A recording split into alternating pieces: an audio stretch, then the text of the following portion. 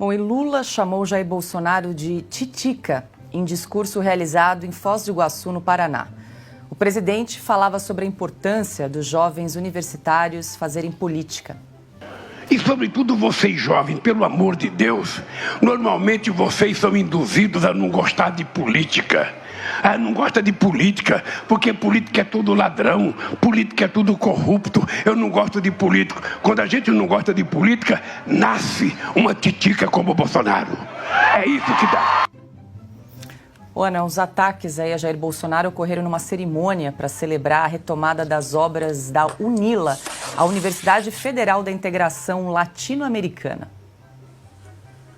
Olha, é difícil até comentar, né? O perfil do atual presidente do nosso país é inacreditável. É esse tipo de linguajar, é cama de 60 mil, sofá de 45 mil, que é um novo avião de 400 milhões, e vai para a internet, faz live e não fala absolutamente nada com nada. Eu queria convidar o senhor Luiz Inácio Lula da Silva para fazer uma live como o Titica fazia, uma live de prestação de contas. Coloca ali do seu lado o presidente da Caixa, do Banco do Brasil, um ministro, né? O senhor que não fala com seus ministros até hoje, nem todos os 37 ministérios foram atendidos pessoalmente. Chama a ministra do Esporte, né? Dizem por aí já nos bastidores que o Centrão está de olho no Ministério do Esporte. Coloca a ministra ali do seu lado, pergunta para ela sobre os projetos esportivos, coloca a Simone Tebet, pergunta para ela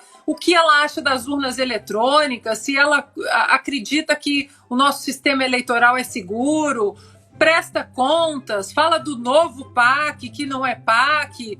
Olha, é muito fácil ficar colocando apelidos no ex-presidente Bolsonaro, demonizar o governo do presidente Jair Bolsonaro, um governo técnico com uma agenda virtuosa, enquanto o senhor fala de passarinhos em live e de pessoas que ligam no meio da noite que o senhor não quer saber quem morreu, quem não morreu, que não é problema seu. Faça uma live técnica, senhor Luiz Inácio. O povo quer ouvir, né? Agora, é engraçado porque quando as pessoas falam dessa maneira, é preciso colocar os jovens dentro da política. Aí os jovens entram na política e resolvem optar pelo lado direito do espectro político-ideológico. Aí é um problema. Esses jovens passam a ser nazistas, fascistas, aquilo tudo, né? É como um ex-jogador aí de futebol que certa vez disse, quando ele jogava, ele disse: olha, é preciso que os atletas, que os jogadores de futebol, eles se envolvam mais com política e não fiquem apenas no esporte. E aí, durante o ano de 2018, 2 jogadores de futebol, então, se envolveram com política e declararam voto no então candidato Jair Bolsonaro. Pronto. Esse mesmo ex-jogador que disse que era para os atletas se envolverem mais com política, qual foi a hipocrisia? Disse que atleta tem que só cuidar de esporte e não se envolver com política. Portanto, esse discurso, senhor Luiz Inácio, a gente já conhece. Não é que o senhor queira que os jovens se envolvam com política, assim como o ex-jogador queria que os atletas se envolvessem com política. Vocês querem que as pessoas só se envolvam no seu lado da política. Pois é, Augusto, é um discurso de quem não tem o que apresentar, né? E segue com essa fixação em relação a Jair Bolsonaro, ao Banco Central, ao dólar. Titica é uma palavra nova, né, nos discursos do Lula. Quer dizer que o vocabulário dele, que se limita a 500 palavras, agora cresceu. Mais uma, é a única diferença. Os jovens que se interessam por política e se informam sobre política, eles estão entre os 58 milhões e 200 mil, pelo menos, na contagem do TSE, que tentaram impedir a volta de um ladrão à presidência. Todo mundo sabe que o Lula é ladrão. É só se informar. Quem quiser ler ler os processos sobre o Lula, leia com atenção. Quem leu com atenção, o Lula sabe que ele é ladrão, condenado em 3 instâncias. Tem jovens juízes aí que não se conformam com o que fez a justiça. Tá? Tem jovens de todo tipo. Ele acha o quê? Que os jovens precisam entender que tem de votar no PT. O jovem bem informado não vota, não.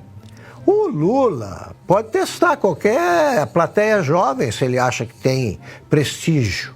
Ainda ele não entendeu ainda que ele não consegue fazer um comício maior que uma procissão de grotão no estado menos desenvolvido do Brasil. Não consegue.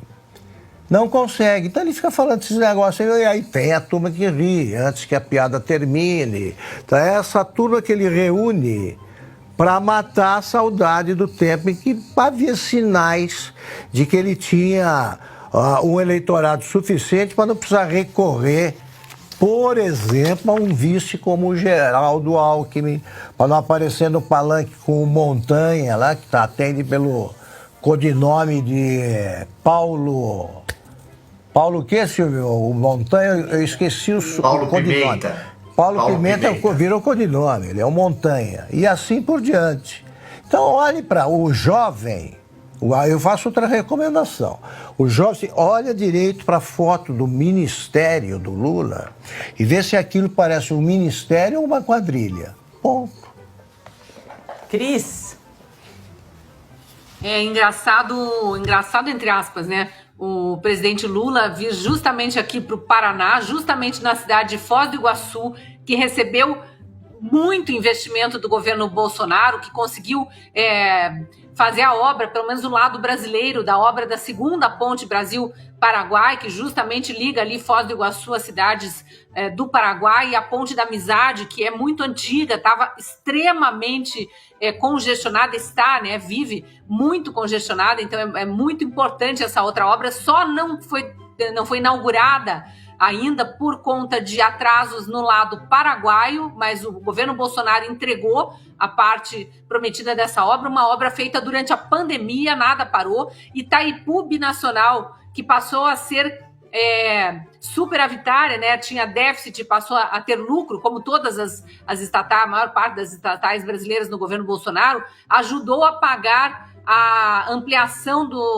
da pista do aeroporto de Foz do Iguaçu, que é hoje a maior pista do sul do país, tudo no governo Bolsonaro. Aí ele vem e vai chamar o presidente que fez tudo isso por aquela cidade, pelo desenvolvimento do estado do Paraná, numa fronteira importantíssima do Brasil com o Paraguai, de Titica. Titica é um governo que está há 6 meses aí, não mostrou que veio, que gasta mais do que arrecada, está gastando cada vez mais porque sustenta uma máquina absurda de 37 ministérios, que não para de viajar, que tem uma primeira-dama deslumbrada. A Ana citou aí a cama de 42 mil, o sofá de 65 mil, mas ela quis comprar uma mesa de 200 mil reais.